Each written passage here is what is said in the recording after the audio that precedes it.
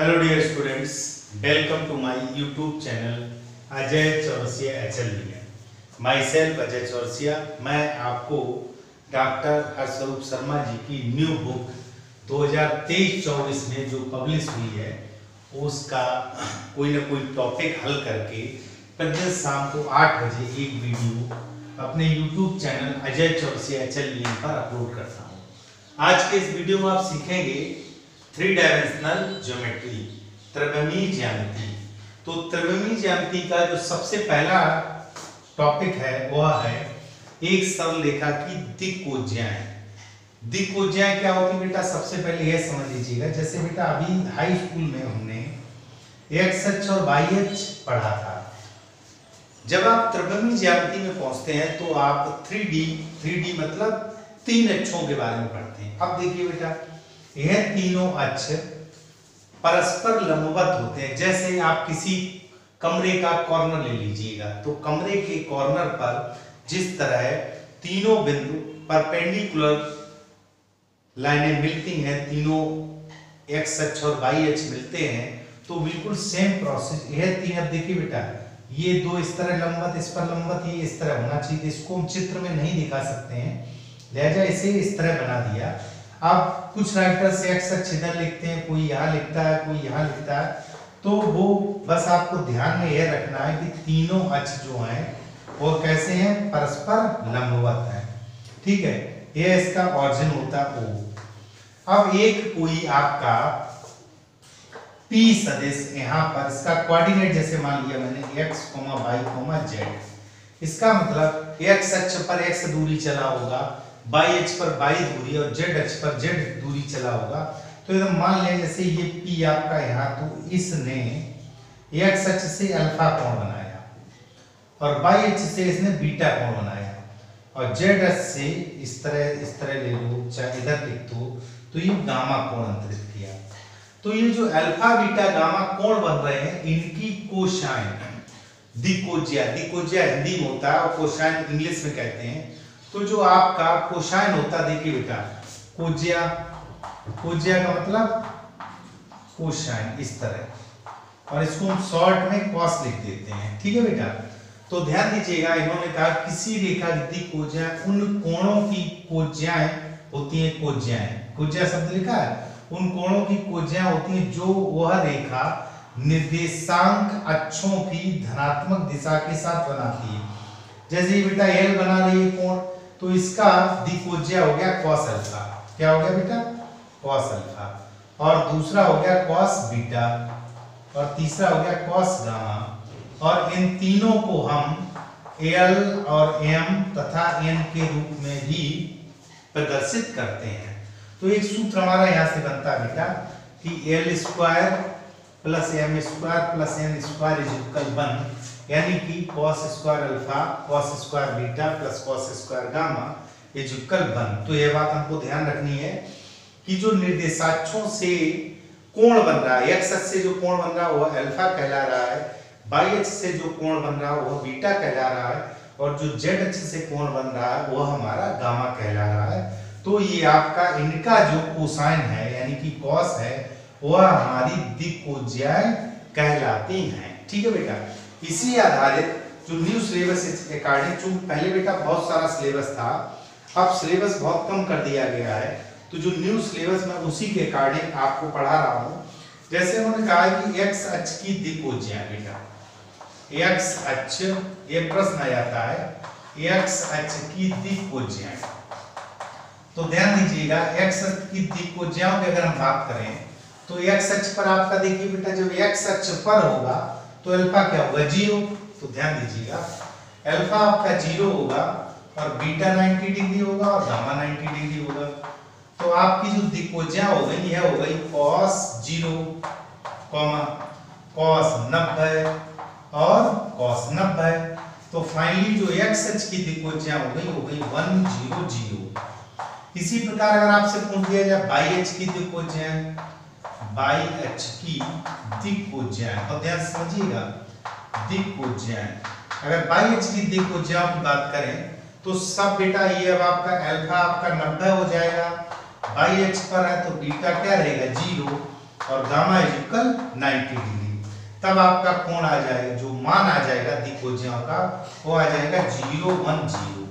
इसी तरह जेड अक्ष की दिक्कोज्याएं, जेड अक्ष की दिक्कोज्याएं बात करें तो सेम प्रोसेस बेटा, अब अल्फा बराबर 90 हो जाएगा, बीटा बराबर 90 हो जाएगा और गामा हमारा क्या हो जाएगा 0 1। तो आपकी दिक्कोज्या हो जाएगी 0 0 1।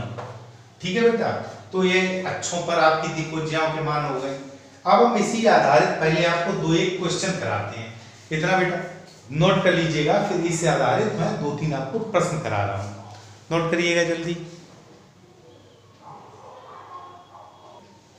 देखो बेटा एक प्रश्न करते हैं, इन्होंने प्रश्न कहा है उस रेखा की दिक्कोज्याएं ज्ञात कीजिए जो अक्षों की धनात्मक दिशा से समान कोण बनाती हैं। मुझे बेटा दिक्कोज्याएं ज्ञात करनी है, दिक्कोज्याएं ये आपको ज्ञात करनी है, ठीक है। और कोण दिया हुआ अक्षों की, कोण जो है कोण है अक्षों की धनात्मक दिशा से, अक्षों की धनात्मक दिशा से समान कोण अंतरित करती है, समान कोण, बहुत ध्यान समझिएगा बेटा। अब समान कोण बना ली, इसका मतलब क्या हुआ बेटा, समान कोण बना ली तो अल्फा बराबर बीटा बराबर गामा, ये हमारे क्वेश्चन में दिया है। अब एल एम एन तो हमने निकाली, लेकिन बेटा हमको चूंकि दिक्कोज्या निकालनी है तो देखिएगा इनका मान कैसे निकालें। देखो बेटा, अब दिक्कोज्या हमारी एल बराबर हो गया कॉस अल्फा और एम बराबर हो गया कॉस बीटा, एन बराबर हो गया कॉस गामा, ये तीनों आपके हैं, लेकिन मान कैसे निकलेगा। अब आप लिखोगे चूंकि l square plus m square plus n square is equal 1, ठीक है। तो अब कोण समान है तो देखो इसको आप लिख सकते हो cos square alpha plus cos square beta, यहाँ पे भी अल्फा लिख सकते हो, प्लस कॉस स्क्वायर गामा, यहाँ भी अल्फा लिख सकते हो। तो 3 cos square alpha is equal 1, तो cos square alpha is equal 1/3, तो यहाँ से कॉस अल्फा क्या हो गया 1/√3। क्लियर। तो इसका मतलब आपका एल एम और एन तीनों निकल आया 1/√3, 1/√3 और 1/√3। तो बिल्कुल सिंपल है बेटा, इन्होंने इस सवाल में कहा है कि जो दिक्कोज्याएं हैं वो अक्षों के साथ समान कोण अंतरित करती, तो समान कोण मैंने तीनों को बराबर ले लिया, तो अल्फा बीटा गामा तीनों बराबर है, सूत्र लगा दिया, तो cos alpha 1/√3, cos beta 1/√3, cos gamma 1/√3, तो ये आपकी दिक्कोज्याएं ज्ञात हो गई। नोट करो बेटा।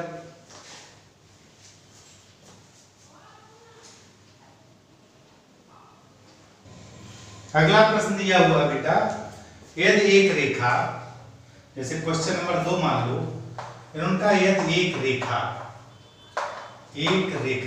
अब जो रेखा है x, y और z के साथ, x, y और z के साथ, अब इन्होंने दिया हुआ ये कोण बना रही है 60 अंश, 120 अंश और 90 अंश, ध्यान देना ये कोण बना रही है, तो दिक्कोज्याएं ज्ञात करो, ठीक है बेटा। देखो अब हमको इसका मतलब अल्फा का मान हो गया 60 अंश, बीटा का मान हो गया 120 अंश और गामा का मान हो गया 90 अंश। तो दिक्कोज्या सबसे पहली एल होती है जिसको हम cos अल्फा कहते हैं, तो ये हो गया cos 60, तो एल बराबर आपका 1/2 आया, या आप cos अल्फा कह लीजिए तो 1/2 आया, ठीक है। दूसरा हमारा होता है m बराबर cos बीटा, और इसको लिख सकते हो cos 120, तो 180 - 60 यानी कि -1/2। तीसरा हो गया m, जिसको हम cos गामा कहेंगे, वो गामा हो गया cos 90 डिग्री, जो हमारा 0 हो गया। तो हमारी जो दिक्कोज्या निकली वो निकली 1/2, -1/2 और 0, ये हमारी दिक्कोज्या हो गई। तो बहुत ही सरल है। अब हम बेटा, ये मैंने अभी आपको बताया दिक्कोज्या क्या होते हैं, अब हम आपको बताएंगे दिक् अनुपात क्या होता है, इसको नोट करिएगा। देखो बेटा, दिक् अनुपात की परिभाषा जो है एक रेखा की दिक्कोज्याओं के समानुपाती राशियां दिक् अनुपात कहलाती हैं। जैसे बेटा देखो दिक्कोज्याओं के समानुपात, तो दिक्कोज्या हमारी एल एम एन थी, एल एम और एन इसके समानुपाती, तो इसके बटे कर लो, और समानुपाती तो तीनों बराबर कर लो। तो इनको हम दिक् अनुपात को स्मॉल ए स्मॉल बी और स्मॉल सी से प्रदर्शित करते हैं। तो देखिए ये हो गया आपका प्लस माइनस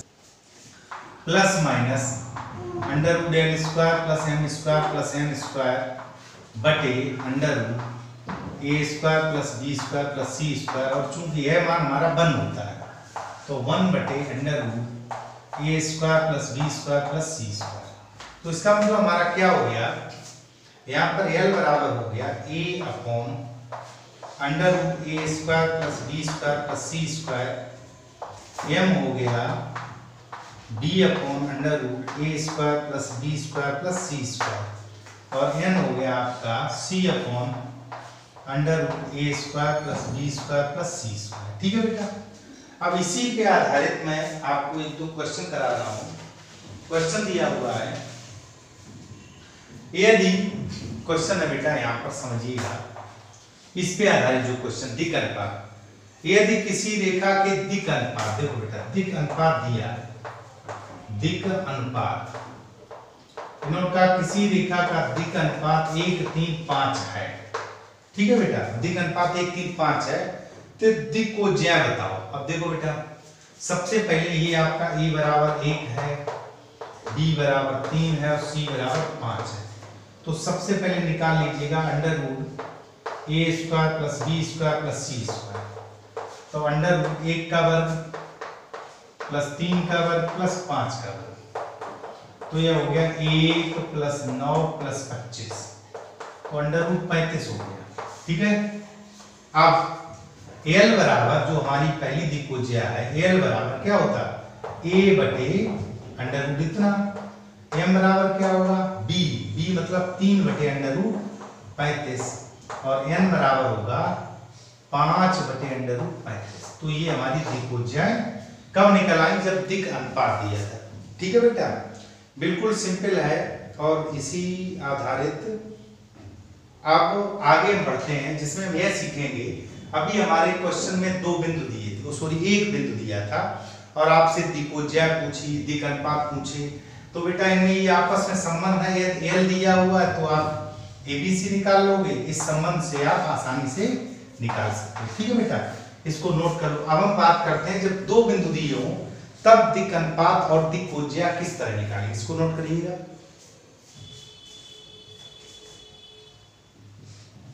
देखो बेटा अगला टॉपिक है 2 बिंदुओं को, अब यहाँ परिभाषा नहीं इसलिए मैं अभी लिख रहा हूँ, पीछे में थोड़ी सी परिभाषा थी तो मैंने समझाने के लिए, टाइम आपका खराब ना हो।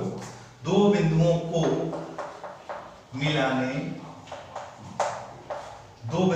मिलाने वाली रेखा, अब ध्यान दीजिएगा यहाँ पर जो रेखा है वो 3D में यानी कि XYZ में है कि दिक्कोज्या और दिक् अनुपात। तो देखो बेटा जैसे ये मान लो आपका अक्षों पर ये आपका O है, इधर XYZ कहीं होगा, तो जैसे मान लो यहाँ पे एक P बिंदु है जिसका कोऑर्डिनेट है x1 y1 z1, एक मान लो यहाँ पे Q बिंदु है ऊपर कहीं पे भी मान लो, उसका कोऑर्डिनेट है x2 y2 और z2। ठीक है, तो हमसे 2 चीजें पूछेगी, 2 बिंदुओं को मिलाने वाली रेखा, तो हम सबसे पहले PQ निकाल लें।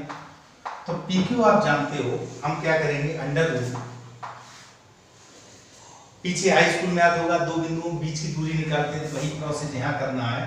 तो x2 माइनस x1 का whole square plus y2 minus y1 का होल स्क्वायर, उसमें इतना होता है, इसमें 3D है तो z2 माइनस z1 का होल स्क्वायर, ये हमारा PQ हो गया, यानी इनके बीच की दूरी हो गई। अब जो दिक् अनुपात आएगा बेटा, दिक् अनुपात ध्यान से समझना, दिक् अनुपात जो इनका जो डिफरेंस होता है प्रत्येक कोऑर्डिनेट का, वही दिक् अनुपात होगा। x2 माइनस x1 पहला अनुपात हो गया जिसको हम a कह देते हैं, y2 माइनस y1 दूसरा अनुपात हो गया, z2 माइनस z1 या तीसरा अनुपात। इसको आप चाहो तो ऐसे लिख सकते हो, ये आपका a है, ये आपका b है, ये आपका c है। क्लियर, ABC मैंने निकाल लिया। अब देखो बेटा दिक्कोज्या की बात करें, दिक्कोज्या, तो दिक्कोज्या आपकी क्या होगी, दिक्कोज्याएं दिक्कोज्या आपकी 3 होती है, cos alpha, cos beta, cos gamma. तो कॉस अल्फा की बात करें तो x2 माइनस x1, भाई a बटे अंडर रूट इसको लिखते थे बटे पी क्यू। कॉस बीटा की बात करें तो आप लिखोगे बाई 2 माइनस बाई 1 यानी कि b बटे अंडर रूट इसका स्क्वायर, तो पी क्यू। कॉस गामा की बात करें तो आप लिखोगे z2 minus z1 over P Q.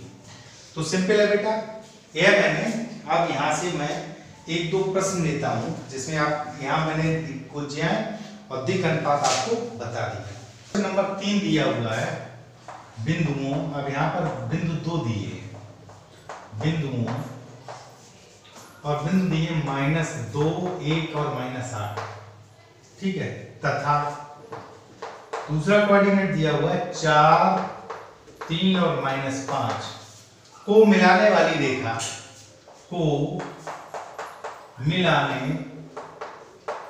को मिलाने वाली रेखा। अब इसका बेटा की दिक्कोज्या ज्ञात करो। अब हमसे इसकी बेटा दिक्कोज्या पूछी, बहुत ध्यान से समझिएगा। इसकी हमसे क्या पूछे? दिक्कोज्या। तो सबसे पहले हम क्या करेंगे बेटा, दिक्कोज्या जब भी पूछी हो तो आपको दिक् अनुपात जरूर निकालना पड़ेगा। तो x2 माइनस x1 निकाल लीजिएगा, ये आपका क्या आएगा 4 माइनस 2, ठीक है। तो ये आपका 6 हो गया।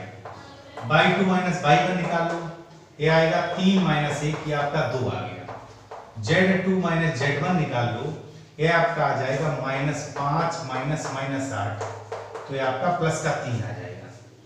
इसी को हम बेटा ध्यान रखिएगा, यही आपका ABC होता है। अगर जरूरत पड़े दिक् अनुपात पूछा जाए तो ये आपका ABC भी होता है। अभी चूंकि इस प्रश्न में नहीं पूछा है पर मैंने बता दी, ये हमारा क्या हो गया दिक् अनुपात। उसके बाद दिक् अनुपात का हम अंडर रूट करते थे, क्या करते थे, जैसे यहाँ मैंने समझाया PQ, x2 माइनस x1 का वर्ग प्लस y2 माइनस y1 का वर्ग प्लस z2 माइनस z1, यानी a वर्ग प्लस b वर्ग प्लस c वर्ग। यही आपने L बराबर अभी पीछे लिखा था, L बराबर a बटे under root a square plus b square plus c square. तो हम PQ निकाल लें बेटा। PQ आपका क्या आएगा 6 का वर्ग प्लस 2 का वर्ग प्लस 3 का वर्ग, 36 प्लस 4 प्लस 9, तो हो गया अंडर रूट 49 यानी कि 7। तो PQ हमारा क्या हो गया 7। अब दिक्कोज्या की बात करें तो सबसे पहले कॉस अल्फा, तो कॉस अल्फा कितनी है 6/7।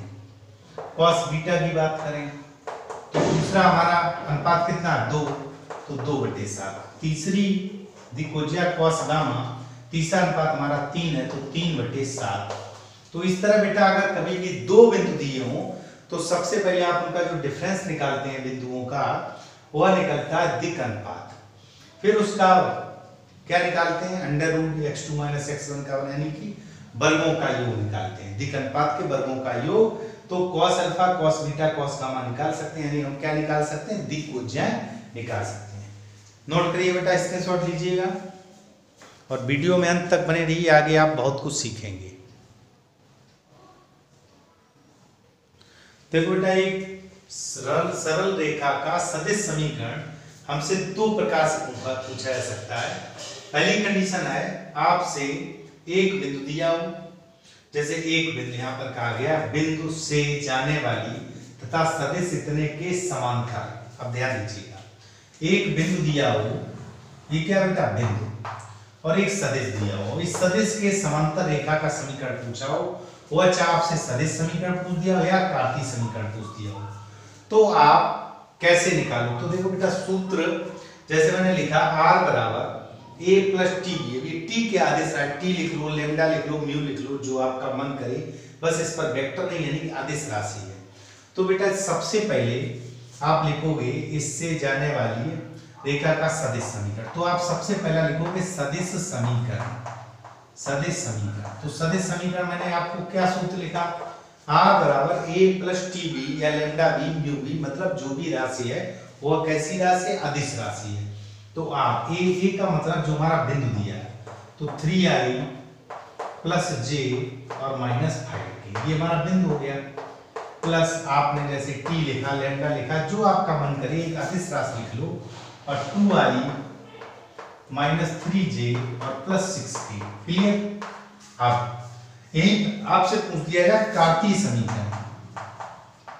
कार्तीय समीकरण, तो कार्तीय समीकरण बेटा क्या, x, आप देखो बेटा ये जो आपका यह मान a का है, समझिएगा ये मान जो बिंदु है, बिंदु a है, a एक्चुअली होता क्या है, a का मतलब है a1i a2j और प्लस a3k, ये a का मतलब हो गया, ध्यान समझिएगा। और जो b है आपका, b का मतलब है b1i plus b2j plus b3k, ठीक है। तो अब यहां पर कार्तीय समीकरण क्या लिखा है, x माइनस a1, देखो बेटा x माइनस a1 बटे b1, तो इसका मतलब i के गुणांक आएंगे, पहला वाला गुणांक आएगा तो x माइनस 3, ठीक है, बटे 2 इक्वल y माइनस a2 तो 1 आया बटे b2 आपका कितना माइनस 3 है, z माइनस -5 तो प्लस का 5 हो जाएगा, ओवर b का कोऑर्डिनेट 6 है, तो ये कार्तीय रूप हो गया। अब ये मैंने रेखा के दोनों रूप निकाल लिए। एक महत्वपूर्ण बात और बेटा, कभी कभार आपसे यह पूछ देते हैं एक कार्तीय समीकरण दिया हो और उसका सदिश समीकरण ज्ञात करो, या सदिश दिया हो तो कार्तीय समीकरण, तो मैं सदिश से पहले कार्तीय निकालना बताता हूं, उसका रिवर्स वो हो जाएगा कार्तीय से सदिश। तो बेटा ये इतना स्क्रीनशॉट ले लीजिएगा, फिर मैं एक सदिश समीकरण से कार्तीय समीकरण निकालना बताता हूं, इसको नोट करिएगा।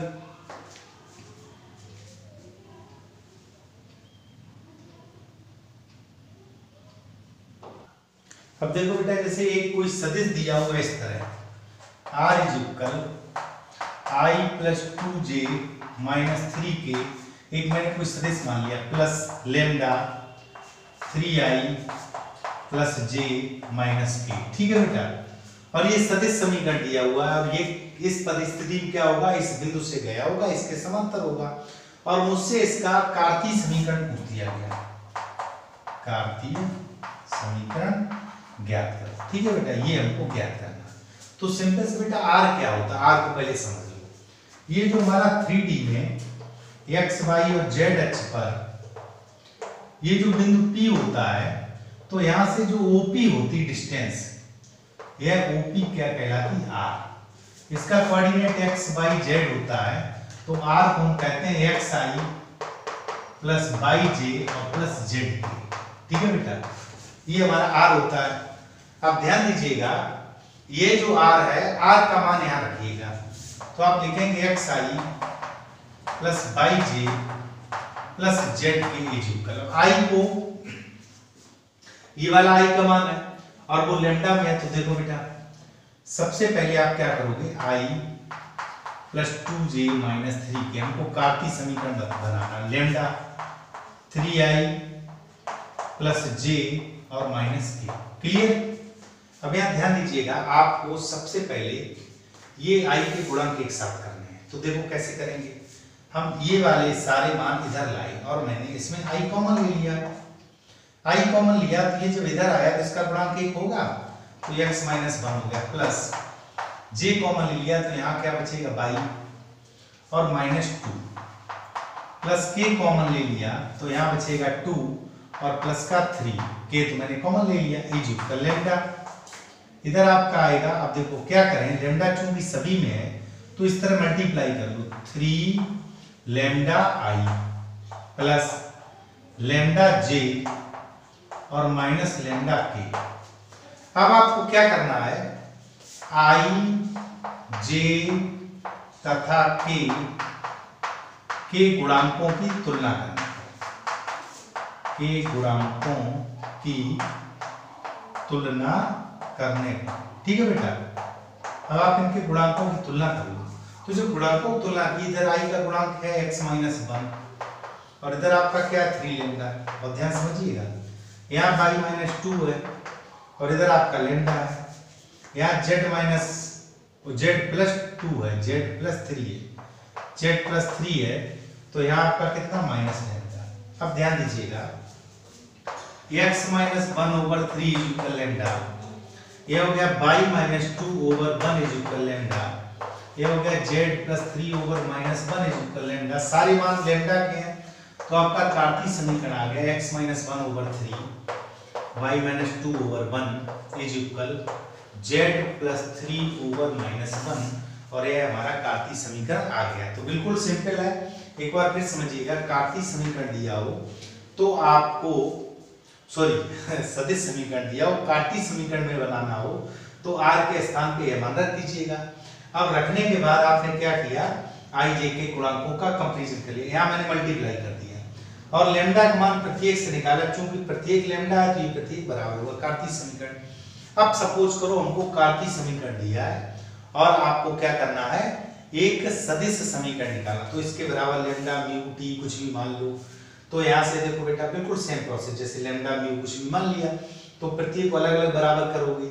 यहाँ से x-1 ये निकालोगे, इस तरह निकालोगे ना, x-1 ये, यहाँ से x का मान निकल आएगा बेटा, जैसे x-1 बराबर 3 लैम्डा। अब आपको क्या करना है, जो मूल समीकरण होता है हमारा क्या, xi plus yj plus zk, तो इसमें आपको रखना है बेटा ये जो मान है, देखो xi इसमें रख दीजिए, यानी जस्ट इसका रिवर्स प्रोसेस। फिर समझिएगा, जैसे देखो बेटा यहाँ मैंने गुणांकों की तुलना की, अब आप क्या करोगे, इनको ये आपका x का गुणांक है -1 है, तो इधर दोनों तरफ i गुणा कर दीजिए, इधर दोनों तरफ z, इधर दोनों तरफ k, और गुणा करने के बाद उनको जोड़ दीजिएगा तो आपका सेम प्रोसेस आ जाएगा। फिर क्या करिएगा, ये x y z के पद इधर छोड़ दो, बाकी इधर ले आओ, तो इस तरह का समीकरण आ जाएगा। और इस तरह का समीकरण आ जाएगा, बाद में इस जगह आप r लिख दीजिएगा तो हमारा सदिश समीकरण प्राप्त हो जाए। तो बिल्कुल सिंपल है, मैंने कहा वीडियो अंत तक बने रहिए, आज कंप्लीट आप 3D सीखेंगे। इसका स्क्रीनशॉट ले लीजिएगा बेटा, नोट करो। हाँ तो बेटा चलते हैं, दो रेखाओं के मध्य कोण। देखिए बेटा दो प्रकार का प्रश्न हो सकता है, या तो सदिश रूप में हो सकता है या कार्तीय रूप में हो सकता है, और मुझसे बीच का कोण पूछा गया। तो सिंपल सा बेटा ये जो फॉर्मेट है, जैसे यह एक बिंदु लिखा प्लस लैम्डा, यहाँ एक बिंदु लिखा और प्लस म्यू, तो ये लैम्डा या म्यू ये अदिश राशियां हैं। आपने एक रूप देखा था r = a plus t b या लैम्डा बी म्यू बी, ये क्या थी, अदिश राशि। ये जो थी राशि, ये कैसी राशि थी, अदिश राशि। क्लियर।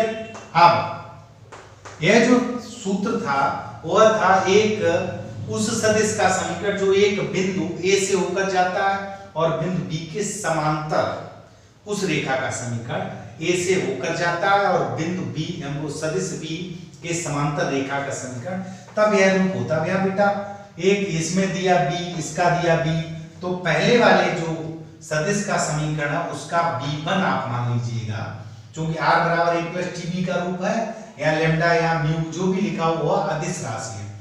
तो b1 हो गया i minus j plus 3k। Clear. और b2 आपका हो गया 2i minus j plus 2k। Simple. अब हमको बीच का कोण निकालना, तो आप लिखोगे cos theta equal b1 dot b2 over b1 और b2। सिंपल सा। देखिए बेटा आपको पीछे आपने सदिश में सीखा होगा कि cos थीटा होता है, अगर a और b के बीच का cos थीटा निकालें तो a dot b over mod a mod b। तो यहाँ पर b1 b2 इनका क्रॉस प्रोडक्ट कर दिया। तो देखो बेटा क्रॉस प्रोडक्ट जब करेंगे तो आप लिखोगे i minus j plus 3k, और इसका डॉट प्रोडक्ट किया 2i minus j plus 2k और ओवर, इसका मापांक निकालेंगे तो अंडर रूट i के गुणांक का वर्ग प्लस j के गुणांक का वर्ग और प्लस k के गुणांक का वर्ग, अगर ध्यान हो तो, इनटू इसका मापांक निकालेंगे तो 2 का वर्ग प्लस माइनस 1 का वर्ग प्लस 2 का वर्ग। तो अब जब मैंने डॉट प्रोडक्ट किया तो डॉट प्रोडक्ट में पीछे का यदि ना ध्यान हो, i डॉट i बराबर 1, j डॉट j बराबर 1, k डॉट k बराबर 1, सब पे कैप लगा दीजिएगा।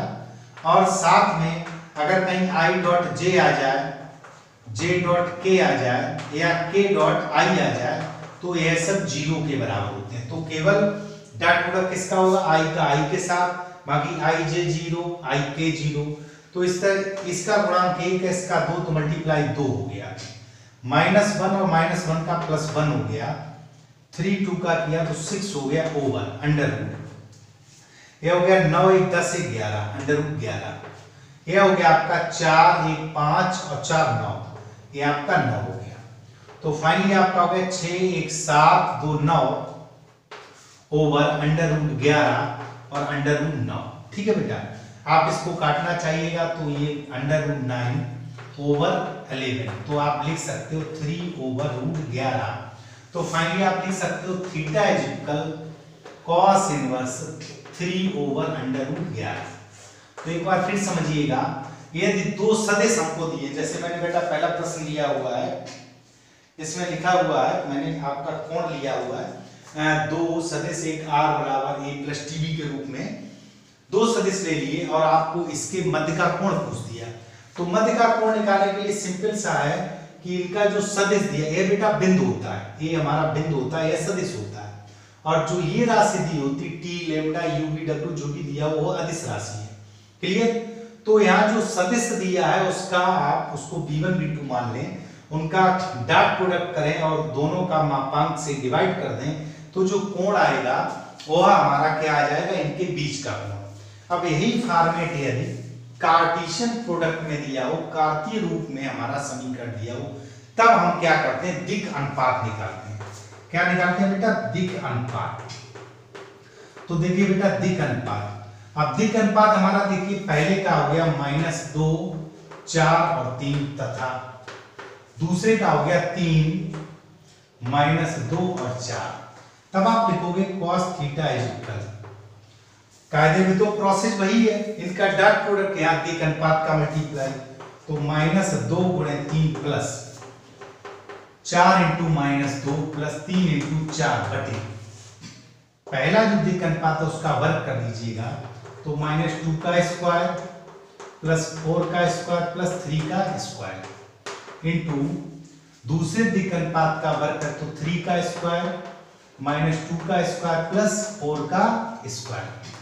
तो देखिए अंश में हो गया -6 -8 और प्लस का 12 ओवर √ यह हो गया आपका 9 16 9 25 4 29 √29 इंटू √ यहाँ देख लीजिएगा 9 और 4 13 13 और 16 29, ये भी आपका 29 हो गया। तो फाइनली आपका बचा 8 6 14 -14 प्लस के 12 -2 बटे 29। तो आप लिख सकते हो theta is equal cos inverse -2 बटे 29। यह है हमारे इस समीकरण में जो हमारे कार्तीय रूप में दिए थे। ध्यान दीजिएगा ये हमारा किस फॉर्म में, सदिश फॉर्म में। तो मैंने दोनों तरह की रेखा, आपके दो क्वेश्चन लिए हैं प्रश्न से, इस जो आपकी एक्सरसाइज 11B है डॉक्टर हर्षरूप शर्मा जी की बुक से, इसमें मैंने दो क्वेश्चन लिए हैं और दो रेखाओं के मध्य कोण की बात की गई है।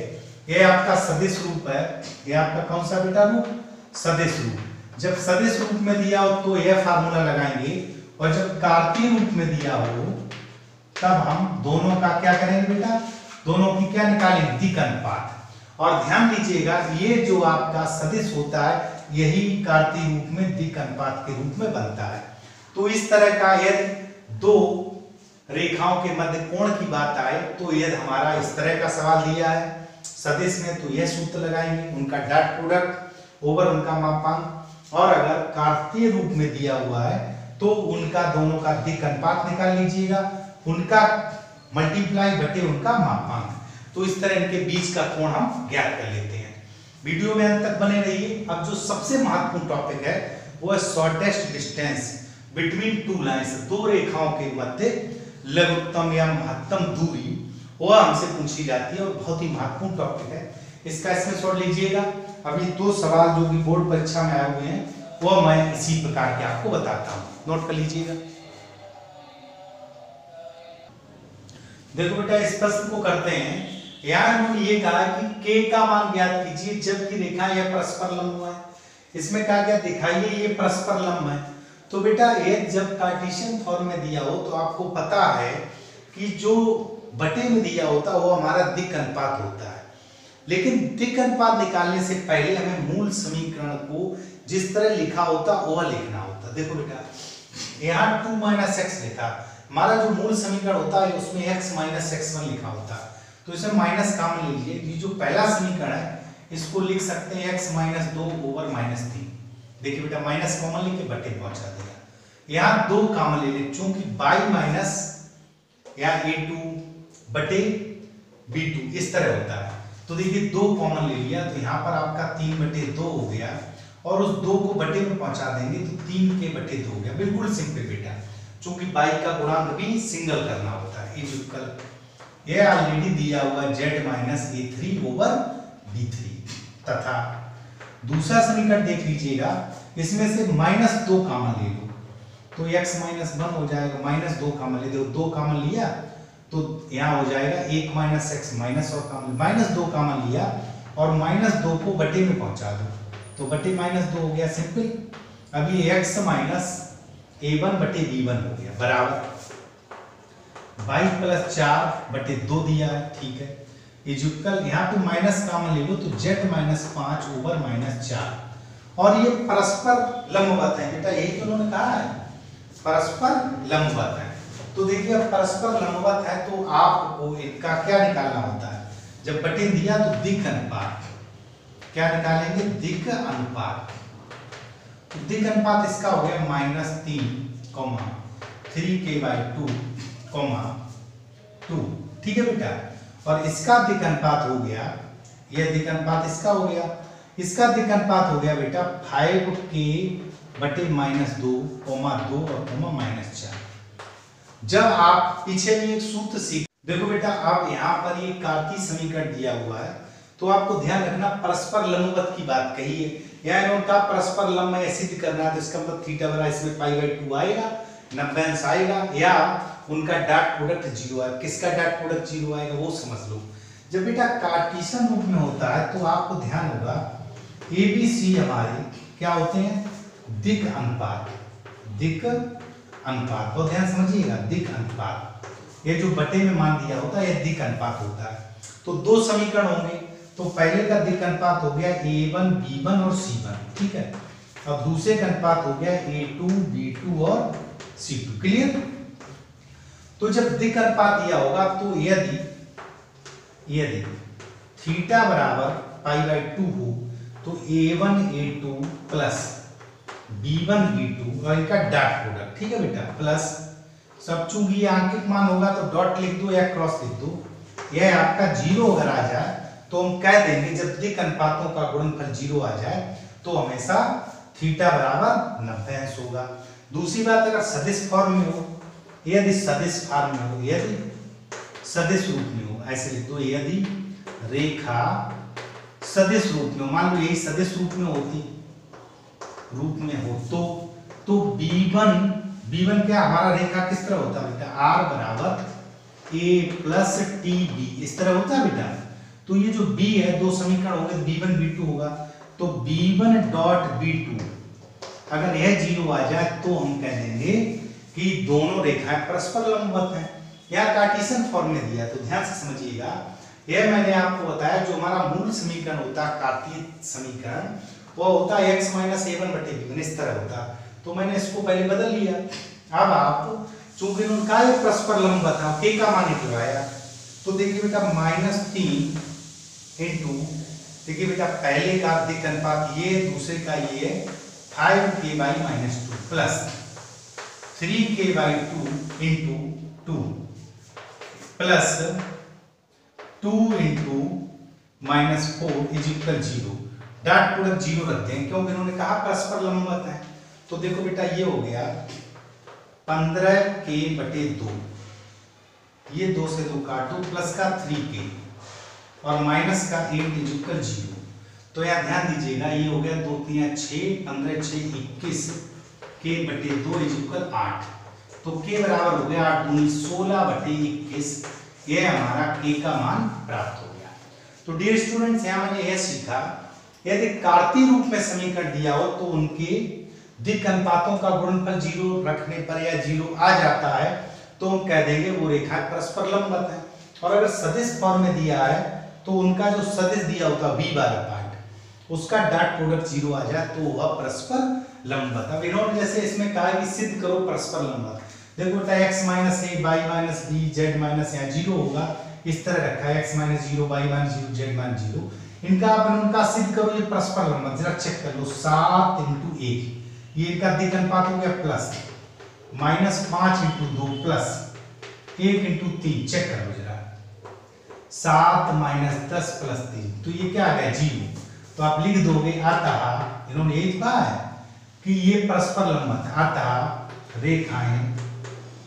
अतः रेखाएं कैसी है बेटा, परस्पर लंब या लंबवत है। क्लियर, क्योंकि हमारा क्या आ गया 0 आ गया।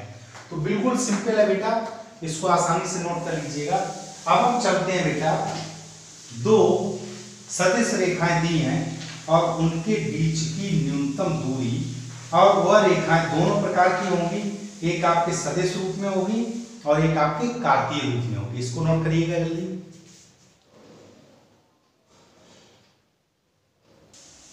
अब देखिए बेटा, अब यहां पर बीच का कोण आपने सीख लिया है। अब आप निकालेंगे दो जो रेखाएं दी हुई हैं उनके बीच की लघुत्तम दूरी। तो ध्यान दीजिएगा, हम एक क्वेश्चन लेते हैं। हमने क्वेश्चन ले लिया 20 का फर्स्ट दिया हुआ है r इज इक्वल, देखिए पहली जो रेखा दी हुई है यानी कि पहला जो सदिश दिया है i - j + 2k, clear, plus का लैम्डा और यहां दिया 2i - j और -k, ठीक है।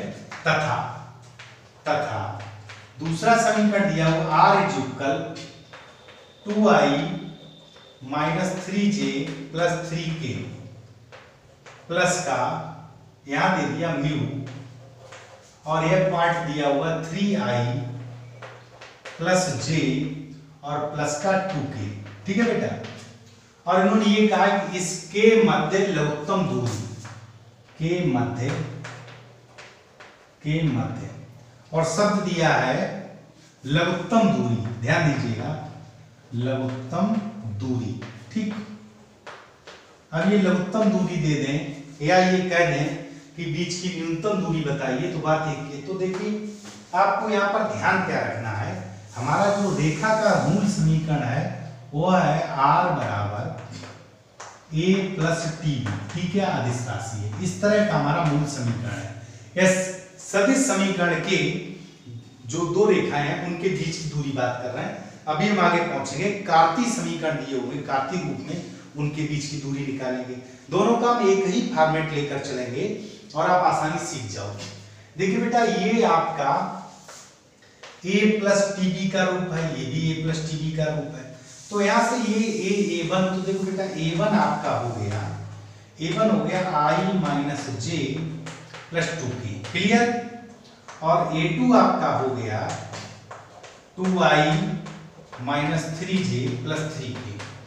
तो सर्वप्रथम आप निकाल लीजिएगा a2 - a1, क्या निकाल लीजिएगा a2 यानी कि इन बिंदुओं का एक तरह का दिक् अनुपात निकाल लीजिएगा। इसमें से इसको घटाया तो यहाँ बचा i, इसमें जब इसको घटाएंगे तो -3j प्लस का j, तो माइनस का 2j बचेगा। इसमें से इसको घटाएंगे तो प्लस का k बचेगा। आपने a2 - a1 निकाल लिया। फिर आप यहाँ पर ध्यान दीजिएगा, b1 आपका क्या है, पहला वाला 2i - j - k, क्लियर। और b2 आपका क्या है 3i + j और + 2k। अब आपको क्या करना है, a2 - a1 तो मैंने यहां निकाल लिया, ध्यान से समझिएगा। अब आपको निकालना है b1 क्रॉस b2। क्या निकालना है, b1 क्रॉस b2। अब यहां पर ध्यान दीजिएगा, क्रॉस प्रोडक्ट है। पीछे वाले में आपने अभी सीखा था जब मध्य का कोण, तो मैंने डॉट प्रोडक्ट किया था। क्रॉस प्रोडक्ट मतलब सदिश गुणन। तो i j और k, इसको लिख दीजिएगा। पहला कोऑर्डिनेट है 2 ऋण 1 2 -1 -1। दूसरा कोऑर्डिनेट है 3 1 2। तो बिल्कुल सिंपल है बेटा, आपको क्या करना, साड़िक के द्वारा ये क्रॉस प्रोडक्ट होता है। b1 और b2 का हम क्रॉस प्रोडक्ट निकाले, यानी इसका और इसका। तो पहले i j k लिख दीजिएगा।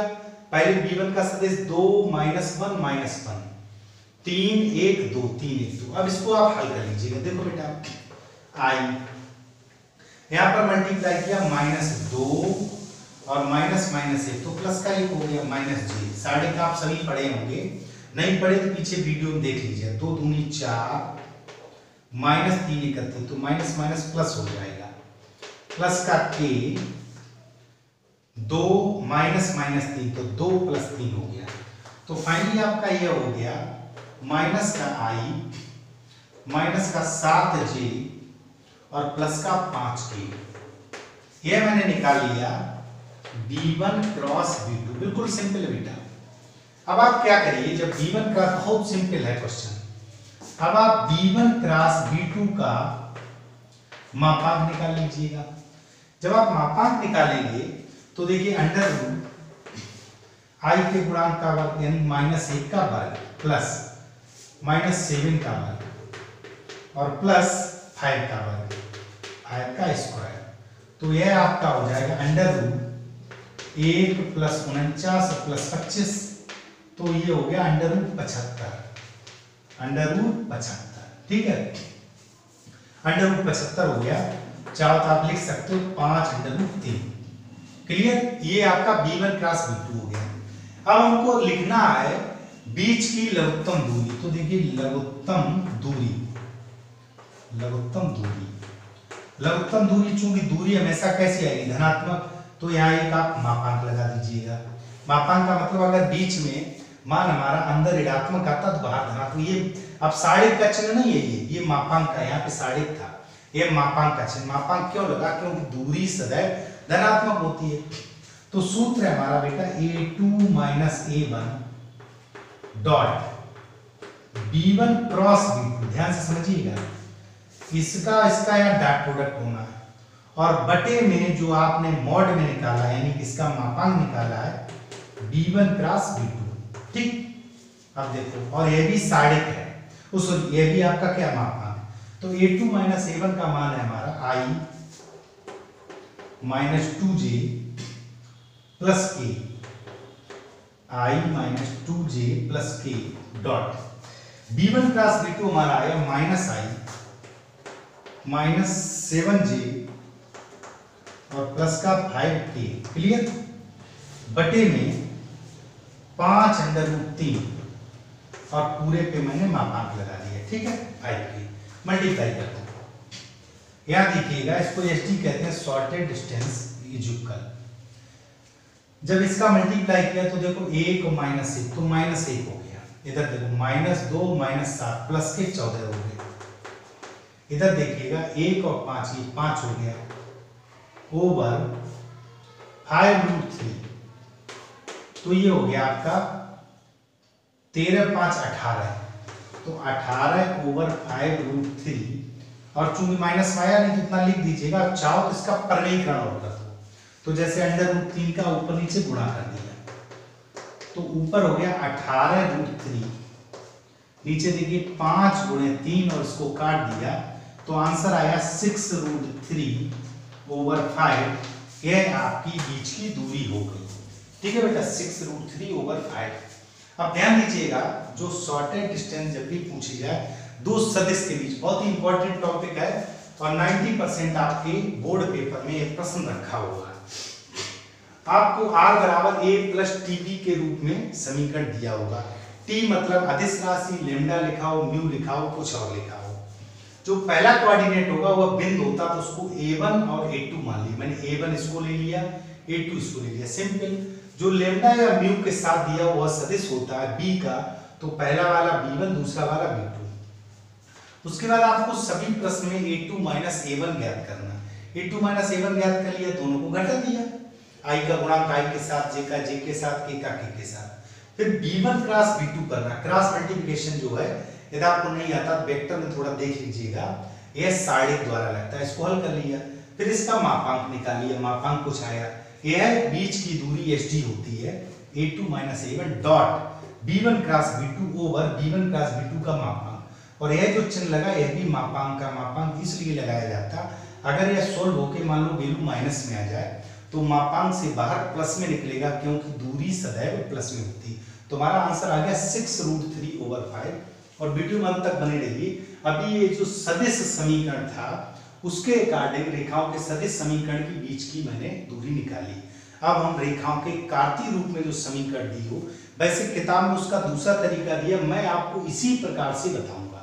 तो सिंपल है, इसको बेटा नोट करिएगा और वीडियो में अंत तक बने रहिए, देखिएगा आगे, नोट करो जल्दी।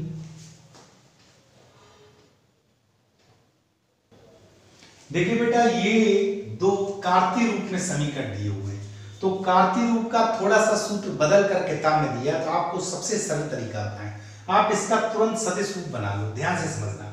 और सदिश रूप के बीच की दूरी आप जानते हो, तो हमको नया सूत्र याद नहीं करना पड़ेगा। जैसे देखो बेटा इसको हम लिख सकते हैं r बराबर, ध्यान दीजिएगा, r x i plus y j plus z के होता है, यह बराबर जब इसके लेमडा या म्यू कुछ मानते हैं, लेमडा मानेंगे तो ये हो जाएगा 7 माइनस 6 प्लस 1, तो लेमडा के साथ हो जाएगा, ये उधर जुड़ के जाएंगे, तो देखिए बेटा जैसे x प्लस 1 है, उधर जाएगा -1 तो हो जाएगा माइनस i, ठीक, ये उधर जाएगा -1 माइनस j हो जाएगा, ये उधर जाएगा -k, क्लियर, प्लस लेमडा मैंने मान लिया तो ये हो जाएगा 7i minus 6j plus k। बहुत ही सरल तरीका बता रहा हूं।